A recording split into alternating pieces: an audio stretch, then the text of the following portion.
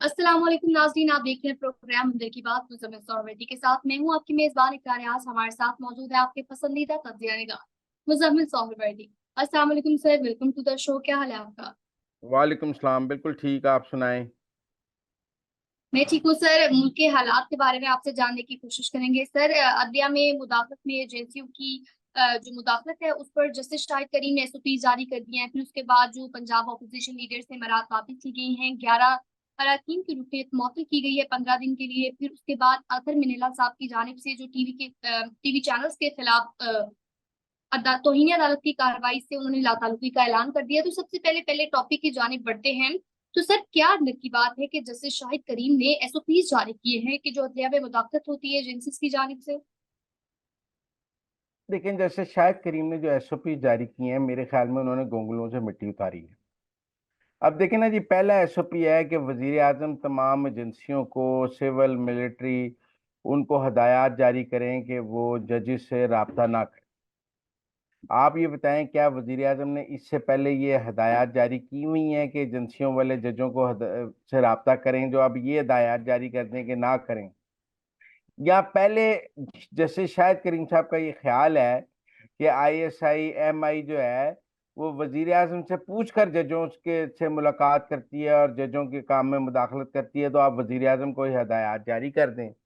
क्योंकि खुद तो आईएसआई को और एमआई को कोई हुक्म देने से इनकी जान निकलती है और डरते हैं, तो वजीर आजम हदायत जारी करें। इन्हें पाकिस्तान का नहीं पता कि ये मेरा मतलब है कि वजीर आजम से पूछ कर सारा कुछ हो रहा है, वो जीएचक्यू से ऑर्डर नहीं लेते हैं। तो मेरे ख्याल में मिलिट्री इंटेलिजेंस तो है ही डायरेक्ट जीएचक्यू के मुतहत। आईएसआई चीफ के बारे में आप कह सकते हैं कि वो प्राइम मिनिस्टर लगाता है, लेकिन जीएचक्यू से आता है, वो बात जीएचक्यू की सुनता है। ये क्या एसओपी उन्होंने जारी की है जैसे शाहिद करीम साहब ने? क्या वो आगे वजीर आजम को तौहीन अदालत में सजा देना चाहते हैं और उन्होंने शहबाज शरीफ को तौहीन अदालत में सजा देने के लिए आज कोई राह हमवार की है और कोई स्क्रिप्ट तैयार किया है कि जी आइंदा कुछ होगा तो हम वजीर आजम के गले में फंदा फिट कर देंगे? क्योंकि हमसे आर्मी चीफ के गले में तो फंदा फिट होता नहीं, हमसे डीजी आईएसआई के गले में तो फंदा फिट होता नहीं, हमसे डीजीसी के गले में तो फंदा फिट होता नहीं, हम डीजीएमआई की तरफ तो देख सकते नहीं है, तो हम वजीर आजम को कप गले में फंदा फिट कर देते हैं। मतलब निहायत ही मेरा मतलब है फजूल सा एसओपी जारी किया है और जिसके कोई मंतक नहीं है। भाई आप डायरेक्ट डीजीआईएसआई को ऑर्डर जारी करें कि आपकी एजेंसियों के लोग जो हैं वो हमारे काम में मुदाखलत कर रहे हैं, मैं आपको तौहीन अदालत का नोटिस देता हूँ। तो इसलिए मेरे ख्याल में गोंगलों से मिट्टी चाड़ी है। फिर उन्होंने कहा है कि तमाम जज जो है ना अपने मोबाइल्स में रिकॉर्डिंग ऑन कर लें ताकि कोई भी फोन आए वो रिकॉर्ड हो जाए। जजों के जो बेगम फोन करती है वो भी रिकॉर्ड करना शुरू कर दें, वो अपनी बच्चों के फोन भी रिकॉर्ड करना शुरू कर दें, दोस्तों के फोन भी रिकॉर्ड करना शुरू कर दें। फिर वो रिकॉर्डिंग कोई हैक कर ले, जज साहब की बेगम उन्हें कह रही हो शामी आलू लेके आना, आज आप आलू ना लाए तो मैं घर नहीं घुसने दूंगी, वो रिकॉर्डिंग पता लगे कि गूगल पे चल रही है, कोई किसी ने ट्वीट कर दिया, किसी ने व्हाट्सएप हैक कर लिया है। क्या मतलब ये बड़ा एसओपी निकाला जैसे शायद करीम साहब ने कि तमाम जज अपने मोबाइल में रिकॉर्डिंग ऑन कर लें ताकि कोई रिकॉर्ड देखे। अब एक बंदा फोन करता है जज साहब को, जज साहब मैं कैप्टन नुमान बोल रहा हूँ, मेरा ताल्लुक आईएसआई से है, आपके पास ये मुकदमा है, आप इसका ऐसे फैसला कर दें। जज साहब ने कॉल रिकॉर्ड कर ली। अब ये चला देंगे कॉल मीडिया के सामने कि मैं कैप्टन नुमान का फोन आया, ओ वो मोहम्मद बूटे ने फोन किया हो। मेरा मतलब है क्या गारंटी है कि वो फोन कैप्टन नुमान ने जो कॉल है वो कैप्टन नुमान ही बोल रहा था?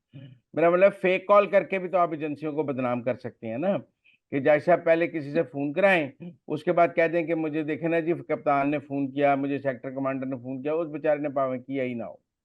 फिर उन्होंने कहा जी कि किसी भी अदालत की सिक्योरिटी के लिए आपने कुछ करना है तो उस अदालत के जज की मर्जी के बगैर आप उस अदालत की सिक्योरिटी नहीं कर सकते। जज का मानना बहुत जरूरी है। ये ऐसे ही अभी दहशतगर्दी की अदालत पर खुदकुश हमले का खतरा है, डीपीओ जाता है जज साहब के पास, जज साहब आपकी अदालत को थ्रेट है कल, तो हम सिक्योरिटी टाइट करना चाहते हैं। जज साहब कहेंगे नहीं करना चाहिए, आप खुली रखें सिक्योरिटी। अगले दिन खुदकुश हमला हो जाता है, आप बताएं पर्चा जज पे होगा या नहीं होगा? मतलब अब सिक्योरिटी लैप्स तो फिर जज की वजह से होगा ना। फर्ज कर लें जज की ये कहता है कि जी मेरे मेरी अदालत के सामने कोई पुलिस वाला ना खड़ा हो, अगले दिन कोई आता है और अदालत के हाथे में बंदे मार जाता है, फिर जिम्मेदारी किसकी होगी? जज की जिम्मेदारी होगी, कुछ भी हो गया फिर पुलिस की जिम्मेदारी तो नहीं होगी। फिर तो जज जिम्मेदार है। अदालत के हाथे में कुछ हो जाता है, अदालत के इर्द गिर्द कोई दहशतगर्दी का वाकया हो जाता है, कोई और नक्शे अमन हो जाता है, कोई बंदा कुछ कर देता है, तो इसके जिम्मेदार फिर जज साहब होंगे ना। फिर कल को पर्चा तो उस मुतलका जज पे दाखिल होगा ना कि उसने सिक्योरिटी नहीं करने दी, उसने पुलिस के काम में मुदाखलत की, जिन पर अमल करने से मजीद इबाम पैदा होगा। जैसे शायद करीम साहब को ये नहीं समझ आया कि मसला कहाँ है। आप ये बताएं, मैंने पहले भी ये बात कई दफा की है कि ये बात समझें कि पाकिस्तान के हसास इदारों और अदलिया के दरमियान इस वक्त लड़ाई किस पॉइंट पर है। पाकिस्तान के हसास इदारों और अदलिया के दरमियान तो पाकिस्तान के आम आदमी को इंसाफ देने पर तो लड़ाई नहीं। पाकिस्तान के हसास इदारों और पाकिस्तान की अदलिया के दरमियान कोई करप्शन के मुकदमात पर फैसला करने की लड़ाई तो नहीं है। पाकिस्तान की अदलिया और हसास इदारों के दरमियान कोई आम जिस जमीन पर किसी का कब्जा हो गया उसके कब्जे छुड़ाने पर लड़ाई तो नहीं है। लड़ाई 9 मई के मुल्जमान की है कि अदलिया जो है वो 9 मई के मुल्जमान को रिहा करना चाहती है और एजेंसियां समझती हैं कि ये मुल्जम है, इनको रिहा नहीं होना चाहिए।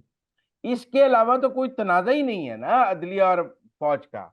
एक तहरीक इंसाफ की सहूलतकारी है जो लूट सेल जमानतों की लगी पिशावर हाई कोर्ट में, लाहौर हाई कोर्ट में, इस्लामाबाद हाई कोर्ट में, जो आपने मतलब जिनके वीडियो बयान थे कि ये जीएचक्यू पे हमला करना है, आपने अगले दिन उनको मौजूद शहरी समझ के रिहा किया। यही लड़ाई है ना कि फौज समझती है कि जिसने जीएचक्यू पर हमले का ऐलान किया है वो मौजूद शहरी नहीं है, उसको सजा मिलनी चाहिए। जज समझते हैं वो मौजूद शहरी है, उसको बिल्कुल सजा नहीं मिलनी चाहिए, उसकी जमानत होनी चाहिए।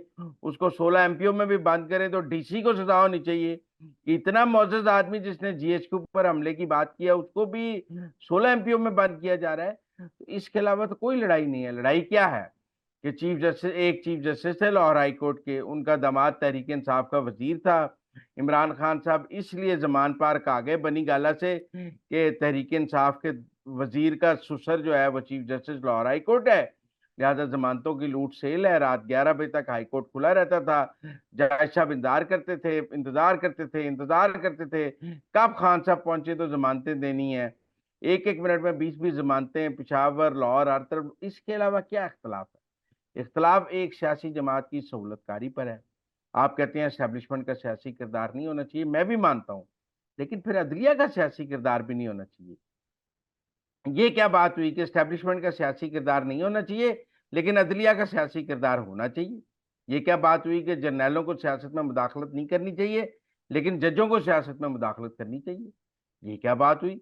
आप कहें जी आईएसआई को मुदाखलत नहीं करनी चाहिए लेकिन हाईकोर्ट के जजेस को मुदाखलत करनी चाहिए, उन्हें पसंद के फैसले करने चाहिए, जुडिशल एक्टिविज्म करना चाहिए, उनकी फैमिलीज जो है वो सियासत में हिस्सा लें तो जायज है, जर्नैलों के खानदान हिस्सा लें तो नाजायज है। जजेस की सियासी हमदर्दियां एक सियासी जमात के साथ हों तो वो जायज है, जर्नैलों की सियासी हमदर्दियां एक सियासी जमात के साथ हों तो वो नाजायज है। दोनों ही गलत है। और इस वक्त तनाजा ये है कि हम 70 साल से फौज की सियासी सहूलतकारी तो निपट ही रहे थे। अब जो जजों की सियासी सहूलतकारी और अदलिया का सियासी किरदार शुरू हो गया है, वो एस्टेब्लिशमेंट के मुकाबले पे एक नई एस्टेब्लिशमेंट बन गई है और दो एस्टेब्लिशमेंटें लड़ रही हैं। जैसे किसी शहर में दो डॉन हो जाएं तो वो आपस में लड़ने लग जाते हैं, दो अंडरवर्ल्ड के किंग हो जाएं वो आपस में लड़ने लग जाते हैं। ऐसे ही दो एस्टेब्लिशमेंट्स हो गई हैं, वो आपस में लड़ने लग गई हैं। इससे ज्यादा क्या लड़ाई है? को मेरे आपके हक के इंसाफ के लिए तो ये लड़ाई नहीं हो रही कि अदलिया कह रही है कि मैंने आम आदमी को बर वक्त इंसाफ देना है और आईएसआई कह रही है कि आपने आम आदमी को बर वक्त इंसाफ नहीं देना है। कोई आम आदमी के लिए तो नहीं लड़े जा रहे। एक सियासी जमात की सहूलतकारी पर जजेस मरी जा रहे हैं और एजेंसियां रोकी जा रही हैं, बस और कुछ भी नहीं है। सर आगे बढ़ेंगे, कुछ बात करेंगे पंजाब असेंबली को लेकर। तो ऑपोजिशन लीडर से मराद वापस ले ली गई, जबकि 11 अरकान की 15 दिनों के लिए रुकनीत मुअत्तल की गई है और एथिक्स कमेटी का क्याम भी अमल में लाने की बात की गई है स्पीकर पंजाब असेंबली की जानिब से। तो अंदर की बात क्या है? देखें, ये मकाफात अमल है। आज मेरी बात हुई लीडर ऑफ द अपोजिशन से, मैंने कहा वो वक्त याद करें जब परवेज इलाही अपोजिशन के अरकान की पर पाबंदी लगाया करते थे, उनकी रुकनीत मुअत्तल किया जा करते थे, जब सप्तान खान और तहरीक इंसाफ दफा करती होती थी कि ये बहुत सही काम किया।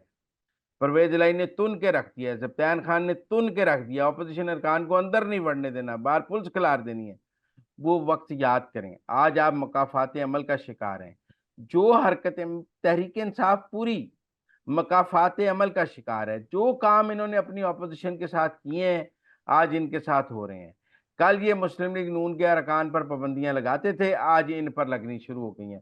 काम वो भी गलत था, काम ये भी गलत है। ना उनकी पाबंदी लगानी ठीक थी, ना इनकी पाबंदी लगानी ठीक थी। पर अब ये तो नहीं हो सकता कि इन्होंने अपने दौर में पाबंदियां लगाई हों तो हम मुस्लिम लीग नून को कहेंगे अब आप ना लगाएं, आप इनके साथ बड़ी रियायत करें। इन्होंने रियायत की हुई है जो वो रियायत करें। ये कितने कितने 25-25 एमपीएस को पाबंदी लगा देते थे और अदम एतमाद की वोटिंग के वक्त पाबंदी लगा देते थे।